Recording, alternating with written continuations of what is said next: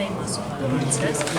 նայեք, արդեն եթե չեմ սխալվում, երրորդ թուրքերի արձակման մասին են ասում, որ Իրանի տարածքից Թուրքիայի այսօր հայտնեցին անգամ, որ խոցել են Թուրքիա։ Ինձ հետաքրքիր է, երբ որ այս Նախիջևանում դեպքերը զարգացան, Բաքվի արձագանքը այնպիսին էր, որ տպավորություն էր, որ ինչ-որ գործողություն են ցույցելու Իրանի դեմ, բայց կարծես գրքերը հանդարտվեցին, անգամ հումանիտար օգնություն ուղարկեցին Իրան։ Այս դեպքում Թուրքիան որևէ գործողություն կանցնի, հաշվի առնելով նաև Թուրքիա-Իսրայելի ճշտահարումը սրված հարաբերությունները։ Նախ եւ առաջ գանք այն հանգամանքին, որ Թուրքիա-Իսրայելի հարաբերությունների սրումը չկա, խորքային։ Հար երևույթ դա ցույց են տալի այդ սրումը, քանի որ ապագա համաշխարհային համակարգի մեջ Միացյալ Նահանգների երկու հիմնասյուները տարածաշրջանում լինելու են Իսրայելը եւ Թուրքիան։ Այդ իսկ պատճառով այդ երկու պետությունները չեն կարող իրար հետ ունենալ ռազմավարական հակասություններ, ունեն ընդհանուր շահեր եւ ընդհանուր գործողություն, ընդհանուր ծրագրի ներքո։ Եվ դժբախտաբար մեր որոշ քաղաքական մեկնաբաններ եւ ռազմական փորձագետներ փորձում են դուրս տալ նմանատիպ նարատիվներին, որ Թուրքիա եւ Իսրայել կհավասարություն չկա։ Այդ նարատիվի հիմնական նպատակը այն է, որ ապագա համաշխարհային համակարգի մեջ Թուրքիային տրամադրվի տեղ եւ դեր իսլամական աշխարհը առաջնորդելու։ Գալով արձակած 3 արձակումների, որը որ Իրանի կողմից տեղի ունեցել եւ հրթիռներ են արձակվել դեպի թուրքական ՆԱՏՕ-ի երկու ռազմաբազաները, որ գտնվում են Թուրքիայում։ Իրականության մեջ այս վերջի հարձակումը 3 երեկոյան ուշ ժամին Թուրքիայի պաշտպանության նախարարը հայտարարեց, որ եթե եւս մեկ անգամ Իրանը հարձակում իրականացնի հրթիռային Թուրքիայի տարածքի վրա, Թուրքիան իր դիրքորոշումը փոխելու է Իրանի նկատմամբ եւ այդ կերպ է մոտենալու։ Մոտ 1 ժամ հետո արդեն Իրանը հարձակեց այդ հրթիռը եւ ցույց տվեց, որ իրեն չի հետաքրքրում Թուրքիայի ռազմական եւ ռազմաքաղաքական մոտեցումները եւ իրենց արտահայտած մտքերը, քանի որ Իրանը հստակ ունի իր ծրագիրը, հստակ ունի իր շահերը եւ բացի այդ Իրանը ունի հստակ ռազմավարություն այս պատերազմի մեջ։ Եվ արդյոք Թուրքիան կմտնի նմանատիպ պատերազմի մեջ։ Մի քիչ դժվար է ասել այո, բայց այնուամենայնիվ չի պիտի բացառել, քանի որ քաղաքականությունը բացառություններ չի սիրում։ Պարզապես այստեղ ուժերի խնդիրն է եւ ռազմավարական խորության խնդիրն է, որ արդյոք ունի Թուրքիան նմանատիպ ռազմավարական խորություն եւ ռեսուրս պատերազմել Իրանի հետ, թե ոչ։ Անշուշտ Միացյալ Նահանգները փորձում է ներկայդրությամբ համախմբել տարբեր ընդդիմադիր ռազմականացված խմբավորումներ, ինչպես քրդականներ, ինչպես որոշ թուրքական խմբավորումներ են, ինչպես որոշ արաբական խմբավորումներ են կամ բելուչական եւ իրենց ակտիվացնելով Իրանի մեջ առաջացնի ներքին ռազմական խժդժություն, որի հիման վրա կարողանա իշխանափոխություն իրականացնել։ Բայց քանի դեռ ժողովուրդը գտնվում է հրապարակում եւ պաշտպանում է իշխանություններին, այդ քայլը կարծում եմ, որ բավականին բարդ է լինում։ Այդ իսկ պատճառով Միացյալ Նահանգները փորձում է ռմբակոծելով փողոցները եւ տեղի ունենալու ցույցերը զուգահեռ ռմբակոծելով վաղ ներշնչի ժողովրդին, որ իրենք գնահատում, որ ինքը կարողանա իր երկրորդ ծրագիր իրականացնել։ Իսկ ինչ վերաբերվում է Ադրբեջանում երկու ԱԹՍ-ների հարձակումը Նախիջևանի վրա եւ հետո Ադրբեջանի հոխորտանքները, դա ուղղակիորեն ցուցադրություններ եւ կապ չունի թե ով է դա արձակել։ Ադրբեջանը,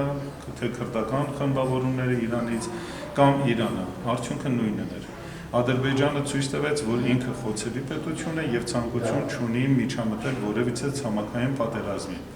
Այդ իսկ պատճառով դրանից հետո ինքը ուղարկեց հումանիտար օգնություն եւ ամբողջ աշխարհին հայտարարելով, որ մենք պատրաստ չենք մտնել ցամաքային պատերազմի, բայց իրենց ռազմաբազաները, 6 ռազմաբազաները,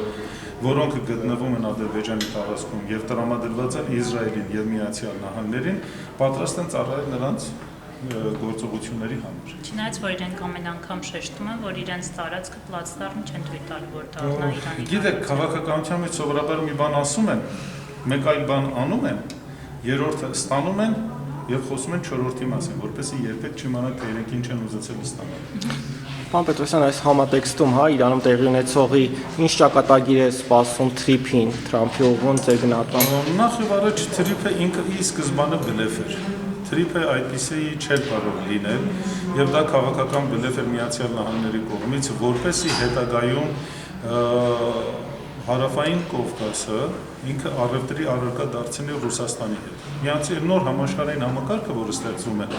շատ կարևոր են ուժերի դասավորվածությունները, ուժերի բալանսները եւ ուժերը գիտեն, թե ինչ է նշանակում մեկը մյուսի տարածքի մեջ մտնելը։ Ռուսաստանը եւ Չինաստանը տարիներ ի վեր էր օգտվելով Միացյալ Նահանգների թուլությունից եւ անտեսումից իրենք մտել էին կենտրոնական Ամերիկա եւ Հարավային Ամերիկա եւ Միացյալ Նահանգները զենքի ուժով ձերբակալեց Մադուրոին եւ հիմա փորձում է այդ տարածաշրջանից դուրս մղել եւ Ռուսաստանին եւ Չինաստանին։ Այնինչ որ մենք տեսնում ենք առերևույթ համաշխարհային համակարգի եւ էկրանների վրա, դա մեծ տարբերություն ունի այն ինչը որ կատարվում է, խորքում իրականացվում է։ Սովորաբար խոշոր պետությունները, մեծ պետությունները իրար հետ ունեն հարաբերություններ, քանի որ այդ հարաբերությունների սառեցումը եւ խզումը բերելու է համաշխարհային պատերազմին։ Իսկ քանի որ համաշխարհային պատերազմից առաջի դժողները իրենք են լինելու, իրենք իրար հետ միշտ երկխոսում են։ Այդ իսկ պատճառով կարծում եմ, որ ուժերի դասավորվածությունից հետո, նաև Իրան-Ամերիկա պատերազմից հետո կախված թե ինչպիսի ավարտ է ունենալու, Միացյալ Նահանգները կամ միանգամից է տարածաշրջանից դուրս գալու եւ այդ թրիփի խնդիրը միանգամից թաղվելու է, կամ որոշ ժամանակ հետո է դա տեղի ունենալու։ Այսօր ամենակարևոր հարցը Միացյալ Նահանգների համար այն է, որ կարողանա ունենալ հնազանդ պետություն Իրանում, որպեսզի այդ պետությունը նավթ եւ այլ էներգակիրներ չմատակարարի Չինաստանին, որպեսզի Չինաստանը որպես ապագա մրցակից չկարողանա դիմագրավել Միացյալ Նահանգների ճնշումներին։ Այդպիսի հայտարարություններ էին հնչում, որ սա ոչ թե Միացյալ Նահանգների Իրան-Իսրայել պատերազմն է, այլ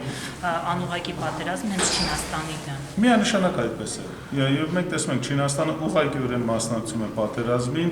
տեղեկատվությունները հրապարակելու։ Իրենք 24-ժամյա ռեժիմով բոլոր այն վայրերը, որտեղ կուտակված են Միացյալ Նահանգների զինուժերը, բոլոր այն վայրերը, որոնք որ ռմբակոծում է Իրանը, իրենք արբանյակային ճշգրիտ տեղեկատվություն են դնում բաց աղբյուրների տեսքով։ Իրենք գրում են բոլոր վայրերի կողքի կոորդինատները։ Եվ Իրանը կարողանում է ճշգրտել իր թիրախների հարվածելու կետերը։ Մի բան էլ հարցնեմ ու նայեք Թուրքիան որպես նատոական պետություն, եթե այսպիսի սցենար դիտարկենք, որ ամեն դեպքում իրանական այս ալթիսներին իրենք որոշում են ինչ-որ առումով պատասխանել, արդյոք դաշինքից իրենք որևէ աջակցություն կստանան։ Միանշանակ իրենք կստանան։ Այսօր նույն ՆԱՏՕ-ի համար շատ կարևոր է, որ ինքը ապագա համաշխարհային համակարգի մեջ ունենա տեղ։